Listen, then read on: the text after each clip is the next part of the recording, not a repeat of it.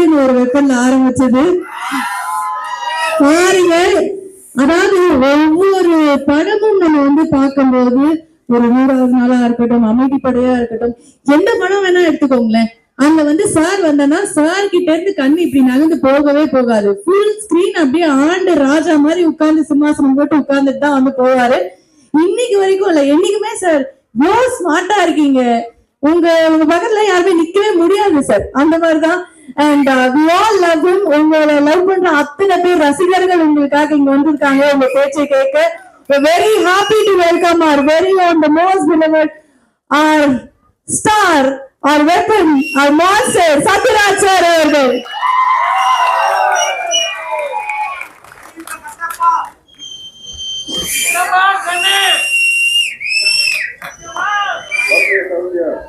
நீங்க எல்லாம் சௌக்கியமா இருந்தா நாங்களும் சௌக்கியமா இருக்கோம்.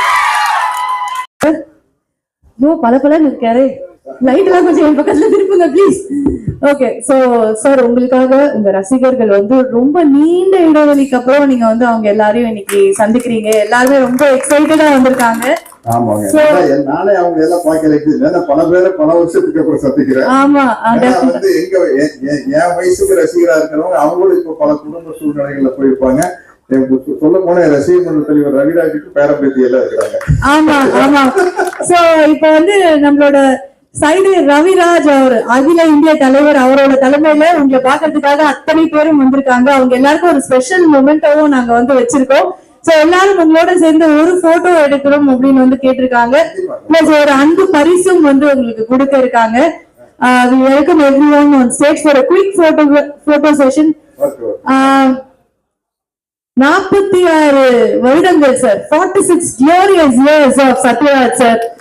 இது எவ்வளவு பெரிய விஷயம். அதாவது 46 வருஷமும் ராஜாவாவே இருக்காரு அப்படிங்கும் போது அதெல்லாம் கொண்டாட வேண்டிய ஒரு விஷயம். இந்த தருணத்துல அவங்க ரசிகர்கள் எல்லாம் அவரோட சேர்ந்து கொண்டாடுறாங்க. சார் கொஞ்சம் பொறுமையா ப்ளீஸ். சார் கொஞ்சம் வழி விட்டுருங்க சார். ஒரே ஒரு ரிக்வெஸ்ட், எல்லாருமே கொஞ்சம் தள்ளி நின்னுக்கோங்க.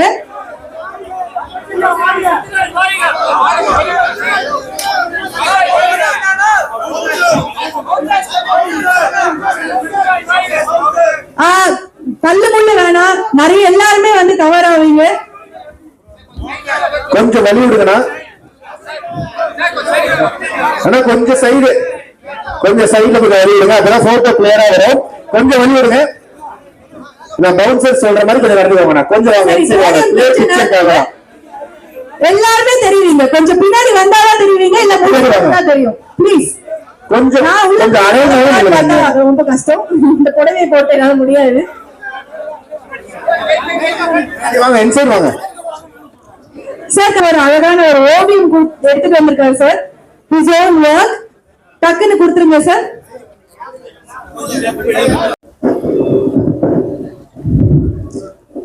அனைவருக்கும் வணக்கம்.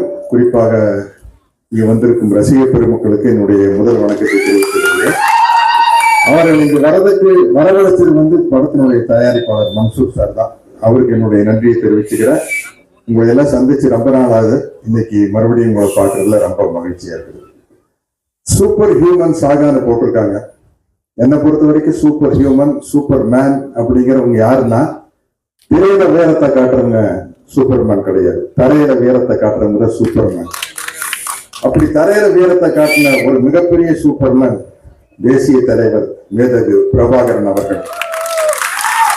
அவர் தலைமையில நடைபெற்ற தமிழீழ விடுதலை போர் சர்வதேச வல்லரசுகளின் தவறான புரிதல்களால் மிகப்பெரிய சூழ்ச்சியால் ஒடுக்கப்பட்டது என்று கூறுவதை விட பின்னடைவு ஏற்பட்டது என்றுதான் நான் கூறுவேன். ஏன்னா என்னைக்காச்சும் ஒரு நாள் தமிழ் ஈழம் மலர்ந்தே தீரும், அது காலத்தின் கட்டாயம். இன்னைக்கு அதை பத்தி பேசினா இன்னைக்கு மே 17 உள்ளிவாய்க்காலில் நடந்த இனப்படுகொலை நடந்தனால் அந்த போராளிகள் அனைவருக்கும் தமிழ் உறவுகளுக்கும் என்னுடைய வீர வணக்கத்தை கூறிக்கொண்டு இந்த உரையை துவங்கலாம் என்று இருக்கிறேன். இந்த படத்தினுடைய கதையை டைரக்டர் குகன் சொல்றாரு, கூட தயாரிப்பாளர் மன்சூர் இருக்காரு. பார்த்தா பெரிய செலவா பண்ற ஒரு படம் மாதிரி தெரியுது. இன்னும் இவ்வளவு பெரிய செலவா ஒரு படம் சொல்றாரு. நான் பிராங்கா சொல்றேன், ஒரு படத்தினுடைய வியாபாரத்தை வச்சுதான் செலவு பண்ண முடியும். அந்த வியாபாரங்கிறது பெரும்பாலும் கதாநாயகனுடைய சேலபிலிட்டி, அவங்களுக்கு என்ன வியாபாரம் ஆகுமோ அதை வச்சுதான் செலவு பண்ண முடியும். ஒவ்வொரு கதாநாயகனுக்கும் ஒரு மார்க்கெட் இருக்குது இல்லையா, அதை வச்சுதான் பண்ண முடியும். இந்த படத்துல வந்து கதையும் முக்கியமான கதாபாத்திரமா தம்பி வசந்த் ரவி நானும் இருக்கிறோம். வசந்த் ரவி நல்ல படங்கள்ல நடிச்சிருக்காரு. நானும் பிஸியா மாசத்துக்குள்ள கூட எனக்கு ரிலீஸ் ஆயிட்டு இருக்கு. போன மாசம் சிங்கப்பூர் செவன், அதுக்கு முன்னாடி அன்னபூரணி, அதுக்கு முன்னாடி மேன்ஷன் ஹவுஸ் ஒரு தெலுங்கு படம், அதுக்கு முன்னாடி ஒட்டானோட மலையாள படம், இப்படி போயிட்டு இருக்குது. இருந்தாலும் கூட தனிப்பட்ட பிசினஸ் அப்படின்னு ஒண்ணு இருக்கு இல்லையா. இதை குகன் சொல்லும் போது ஒரு டைரக்டர் எப்படி வேணாலும் ஆசைப்படலாம், ஆனா இதுக்கு வந்து செலவு பண்றதுக்கு ஒரு ப்ரொடியூசர் வேணும். மன்சூர் சார் வந்து புது ப்ரொடியூசர், எனக்கு இதுக்கு முன்னாடி அவர் பழக்கம் இல்லை, எப்படி செலவு பண்ணுவாரோ அப்படின்ட்டு எனக்கு ஒரு சந்தேகம். நான் அந்த பாகுபலி ஷூட்டிங் போனப்பதான் நான் பார்த்தேன், ஒரு ஷூட்டிங் ஸ்பாட்டுக்கு போனா ஒரு கேமரா இருக்கும், கிரேன் இருக்கும், ட்ராலி இருக்கும், ட்ராக் இருக்கும், லைட்ஸ் எல்லாம் இப்படி இருக்கும். பாகுபலி ஷூட்டிங் தான் போனா புல்டோசர் ஒரு சைடு வேலை செஞ்சுக்கிட்டு இருக்குது, ஒரு பெரிய பெரிய கிரேன் வந்து கல்லெல்லாம் தூக்கி ஒரு இடத்துல போட்டுக்கிட்டு இருக்கு. என்னடா அது படம் எடுக்கிறாங்கன்னா இல்லை ஏதாச்சும் டேம் கட்டுறாங்களாங்கிற மாதிரி இருந்தது பாகுபலி லொகேஷனுக்கு போனா.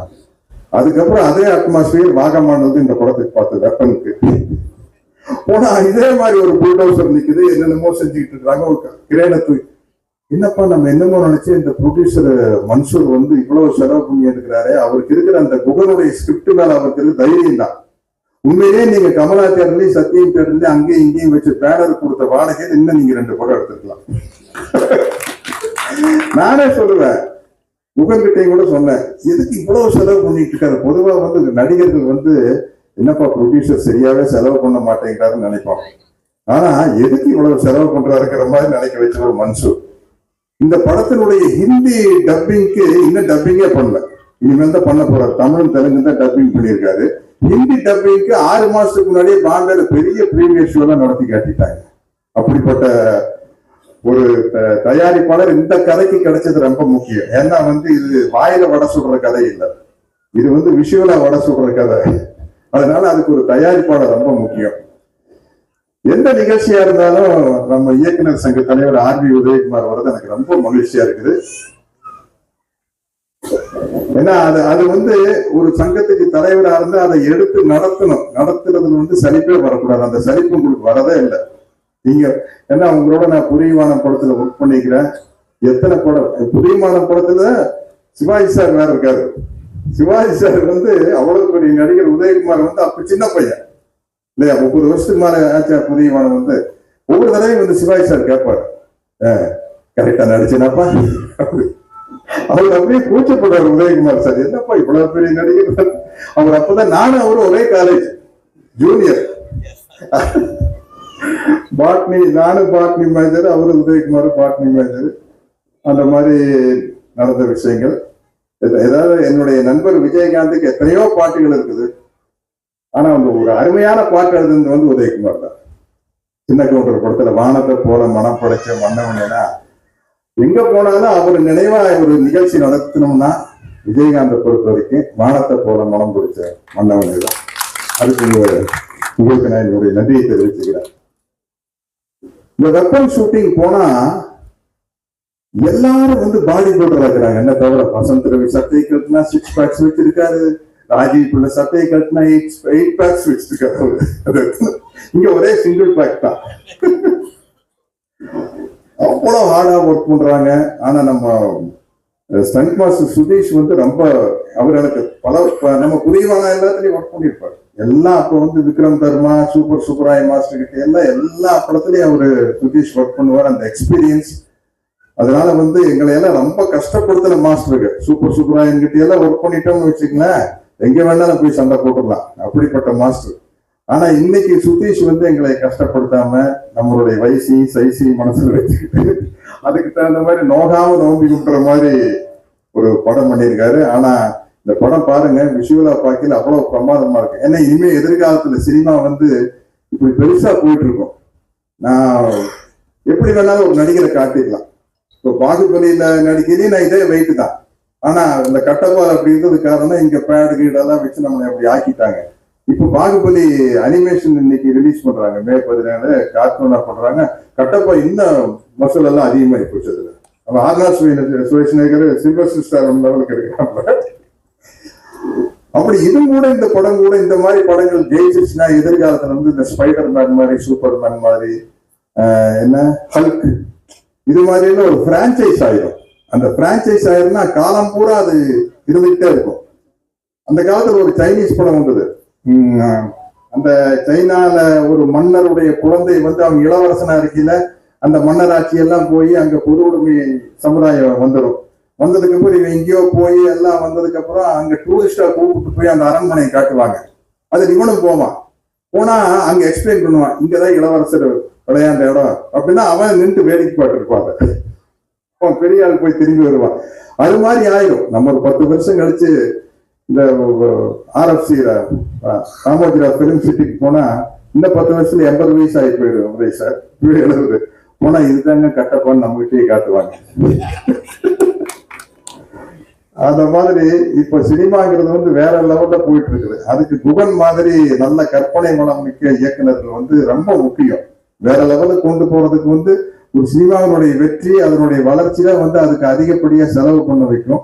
அப்படி இப்ப வந்திருக்கிற இளம் இயக்குநர்கள் வந்து வியாபாரத்தை பெரிய அளவுல பெருக்கிட்டாங்க. இன்னைக்கு தமிழ் சினிமாங்கிறது வந்து இந்தியா பூரா போகுது, ஜப்பான்ல போகுது, வெளிநாடுகள் முழுக்க நம்ம தமிழர்கள் வந்து உலகத்துல அதிகமான நாடுகள்ல வாழும் இனமே தமிழ் இனம் தான். இன்னைக்கு இவ்வளவு பெரிய கலெக்ஷன் தமிழ் படத்துக்கு வர்றதுக்கு காரணம் வந்து உலகம் முழுக்கிற எல்லா நாட்டிலையும் பரவி இருக்கிற தமிழர்கள் தான். அவங்க வந்து பலவிதமான மீடியால தமிழ் சினிமாவை பார்த்துடுறாங்க. அதனுடைய வருமானம் அவ்வளவு நல்லா இருக்குது. தமிழ் சினிமா கரெக்டான ஆக்ஷன் பிலிம் நீங்க டச் பண்ணி விட்டீங்கன்னா மன்சூர் சார், இந்த படம்லாம் பீகார் மாதிரி இடத்துல எல்லாம் ரொம்ப பிரமாதமா போயிட்டு இருக்கு தமிழ்ல ஆக்ஷன் பிலிம்ஸ். இங்க சரியா ஓடாத படம் கூட அங்க பிரமாதம் ஓடிட்டு இருக்கு. ஏன்னா அவங்க நம்ம தென்னிந்திய மசாலா படத்தை வந்து ரொம்ப விரும்பி பாக்குறாங்க. அது ஒரு தனி பிசினஸ் அங்க இருக்குது. அதே மாதிரி இன்னைக்கு இந்த ஊடக நண்பர்களுக்கு நான் ஒரு மிகப்பெரிய நன்றி சொல்லிக்கணும். நான் வந்து உங்களை கேட்டுக்கிறேன், இந்த படத்தை எப்படியாச்சு நல்லபடியா விமர்சனம் எழுதி, இல்ல நல்லா இருந்தா நல்லா எழுதுங்க, நல்லா இல்லைன்னா குறைகளை சுட்டி காட்டுங்க. அப்பதான் வந்து ஒரு மனிதன்கிட்ட இருக்கிற குறைகளை சொல்லும் போதும் நிறைகளையும் குறைகளையும் சொல்லும் போதுதான் அது நல்ல ஒரு இடத்துக்கு நம்மளுடைய தவறுகளை திருத்திட்டு போக முடியும். அதெல்லாம் வந்து ஊடக நண்பர்கள் வந்து நியாயமான முறையில் எல்லா படத்துக்கும் ஆதரவா இருந்தா போகுது. ஏதோ நாங்க செலவு பண்ணி நடிச்சிட்டோம், நாங்க சம்பளத்தை வாங்கிட்டு இருக்கிறதுக்காக நீங்க வந்து புகழ்ந்து பேசணும் அவசியமே இல்லை. அது ஊடக தர்மமும் கிடையாது. அதனால உங்க மனசு தெளிவாப்பட்டதை எழுதுங்க. நான் அப்படித்தான் பேசுவேன். ஏன்னா பல பேர் நம்ம சினிமாக்காரங்க பேசல இந்த படத்தை பத்தி எப்படியாச்சுங்கிறையே அது பொய்ய ஆகி போகுதுல்ல. எப்படியாச்சும் நல்லா இருக்குன்னு எழுதாதீங்க, நல்லா இருந்தா நல்லா இருக்குன்னு எழுதுங்க. அதுதான் எனக்கு நான் உங்ககிட்ட எல்லாம் கேட்டுக்கிறது. எனக்கு இந்த படத்துல 2 ஹீரோன்னு நான் நினைக்கிறது வந்து ப்ரொடியூசர் மன்சூர் சாரும் டைரக்டர் குகனும் தான். அப்புறம் அதே மாதிரி உண்மையாதான் சில படம் வந்து சில படம் நடிகர்களை வச்சு ஜெயிக்கும், சில படங்கள் வந்து கதை வசனத்தை வச்சு ஜெயிக்கும். உதாரணத்துக்கு எடுத்து அந்த கால KS Gopalakrishnan sir, V Sekar sir படம் எல்லாம் வந்து கதை வசனம் இதை வச்சு ஜெயிச்சிருவாங்க.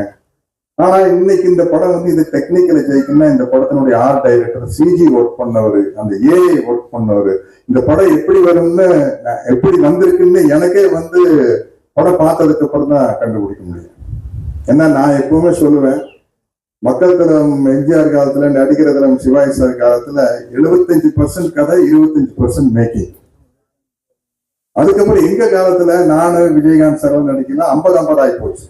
உதயகுமார் சார் மாதிரி ஆளுங்க, பி வாசு, மணிவண்ணன் எல்லாம் வந்து கதை சொல்லல, இந்த இடத்துல சிரிப்பாங்க. கவுண்டமணி, செந்தில் காமெடி வச்சு சொல்லுவீங்க, இந்த இடத்துல சிரிப்பாங்க, இந்த இடத்துல அழுவாங்க, இந்த இடத்துல கை தட்டுவாங்கன்னு கதை கேட்கறது தெரியும். ஆனா இப்ப அப்படி கதை கேட்டு டிசைட் பண்ண முடியாது.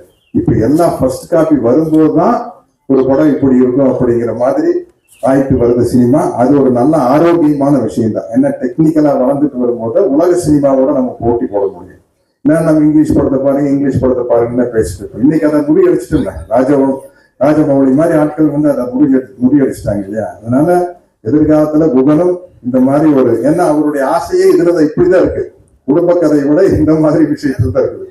இது நீங்க பெரிய சக்சஸ் பண்ணி இதை ஒரு பிரான்சைஸ் பண்ணி, இதுல கேரக்டர் பேர் ரிஷபன் தானே, ஆல்ரெடி கட்டப்பா ஒரு பிரான்சைஸ் ஆயிடுச்சு. ஏன்னா அது அனிமேஷனா வர ஆரம்பிச்சிருச்சு இந்தியில இருந்து. எப்போ இன்னும் எத்தனை வருஷம் ஆனாலும் அது வந்து ஒரு பேண்டம் அப்படிங்கிற மாதிரி ஒரு கார்ட்டூன் கேரக்டர் என்னைக்கு மாறிடுச்சு ஒரு கேரக்டர், அது காலத்தால் அழியாத கேரக்டர் ஆயிடும். அப்படி இந்த படத்துல என்னோட கேரக்டர் விசும்பன், அதுவும் விசும்பன் தானே பேரு, அதுவும் வந்து ஒரு காலத்தால் அழியாத ஒரு அனிமேஷனா ஒரு கார்ட்டூனா வந்து நிலைச்சு நிக்கணும் அப்படின்னு ஆசைப்படுறேன், வாழ்த்துறேன். இப்படிப்பட்ட ஒரு படத்தில் நடிப்பதற்கு வாய்ப்பு கொடுத்த அத்தனை பேருக்கு என்னுடைய நன்றியை தெரிவிச்சுக்கிறேன். நன்றி, வணக்கம். கொஞ்சம் அவங்களை அலைன் பண்ணுங்க கரெக்டா. பவுன்சர்ஸ் கொஞ்சம் அலைன் பண்ணுங்க சார். கொஞ்சம் சைடு வாங்க, சைடு வந்துடுறேன்.